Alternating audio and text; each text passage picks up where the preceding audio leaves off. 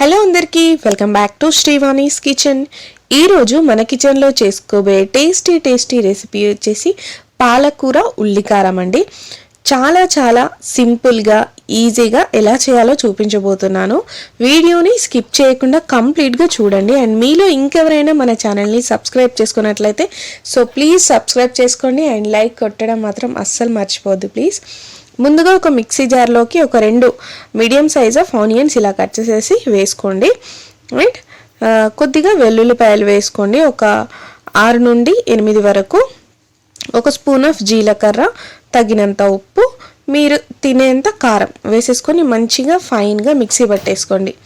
Water ఏం add చేయాల్సిన అవసరం లేదండి, ఆనియన్లో వాటర్ ఉంటాయి కాబట్టి అదే సరిపోతుంది. అండ్ ఇప్పుడు ఒక కడాయి పెట్టేసుకొని అందులోకి కొద్దిగా ఆయిల్ వేసేసుకొని ఇలా ఒక 4-5 వెల్లుల్లిపాయలని ఇలా చిన్నగా కట్ చేసేసుకొని వేసుకోండి. అండ్ 2 ఎండుమిర్చి వేసేసుకోండి. అండ్ ఒక స్పూన్ ఆఫ్ ఆవాలు, ఒక స్పూన్ ఆఫ్ జీలకర్ర, ఒక 8 నుండి 10 మెంతులు అండ్ ఒక గుప్పెడన్ని శనగపప్పు వేసుకుంటే మనకి చాలా బాగుంటుందండి మధ్యలో అవి.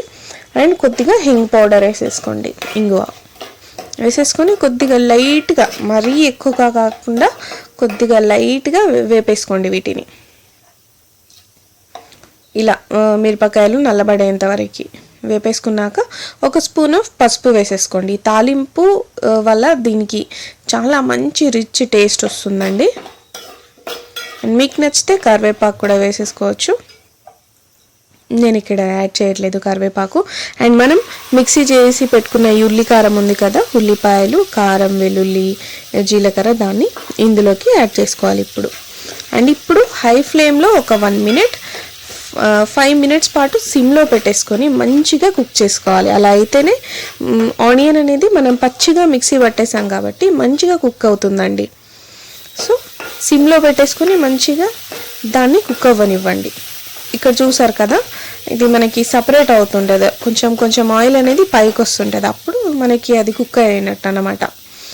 సో ఇప్పుడు ఈ స్టేజ్లోకి, కన్సిస్టెన్సీలోకి ఇలా ఒక ముద్దలాగా ఫామ్ అయినాక మంచిగా చాప్ చేసి పెట్టుకున్న పాలకూరని ఇందులోకి యాడ్ చేసుకోవాలి. ఇప్పుడు పాలకూర ఇంత కనిపిస్తుంది కదండి, బట్ కుక్ అయ్యాక చాలా కొద్దిగా అయిపోతుంది. సో ఇలా చేసుకుంటే కొంచెం బెటర్ ఉంటుందని చెప్తా, ఎందుకంటే డైరెక్ట్గా పాలకూర అయితే ఇంకా చాలా తక్కువ అవుతుంది కదండి. సో ఇట్లా అయితే కొంచెం బెటర్. సో ఇప్పుడు తగినంత ఉప్పు చూసుకొని వేసుకోండి. ఇప్పుడు ఉప్పు వేస్తే కొంచెం తొందరగా మగ్గిపోతుంది అన్నమాట. పాలకూర కుక్ అవ్వడానికి కొంచెం టైం పడుతుందండి. అండ్ ఈ మసాలా అంతా మంచిగా మిక్స్ చేసేసుకోండి. అండ్ చాలామంది చాలా రకాలుగా చేస్తుంటారు. కొంతమంది పప్పులు వేయించి చేస్తారు, కొంతమంది డైరెక్ట్గా ఉల్లిపాయలు వేయించి చేస్తారు. బట్ ఒక్కసారి ఇలా చేసుకోండి.